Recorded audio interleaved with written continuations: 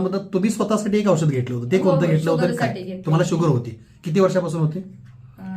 7-8 वर्ष झालं शुगर आहे. 7-8 वर्ष. किती शुगर असायची तुमची? माझी 500 पर्यंत जायची. ओके, त्यासाठी तुम्ही आमचं हे औषध घेतलं होतं ना, टी आणि अँटॉक्सिड डी. हो, ओके, साधारणतः किती दिवस वापरले आणि काय फरक पडलाय?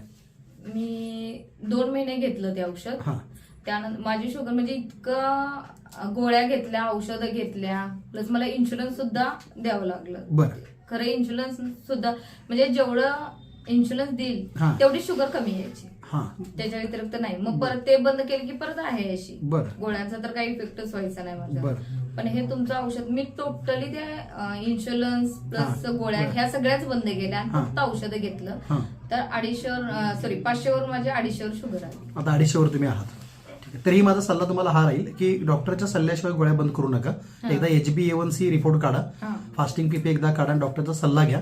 हळूहळू गोळ्या डॉक्टरच बंद करतात, आपण स्वतःहून कधी बंद करायचं नाही. बाकी तुम्ही आमच्या प्रोडक्टमुळे 500ची शुगरची इन्शुलिन घेऊन कमी येत नव्हती किंवा इन्शुलिन घेतल्याशिवाय कमी येत नव्हती. इन्शुरन्स जरी घेतलं हा. तर माझ्या डोळ्याला खूप त्रास व्हायचा, साईड इफेक्ट व्हायचे त्याचे. म्हणजे पुढून असं येणारी व्यक्तीच दिसायची नाही जवळ आल्याशिवाय. आणि आता इतकं- शुगर मेंटेन आहे आणि त्याची हा, आणि तेही दिसणं ॲलोपॅथीच्या सुद्धा- गोळ्याशिवाय आणि इन्शुलिन शिवाय आहे. हा, व्हेरी गुड. आणि दिसणं सुद्धा एकदम म्हणजे व्यवस्थित आहे. व्यवस्थित झालं. बाकी तुम्हाला आता शारीरिक त्रास वगैरे कोणताही नाही. नाही नाही.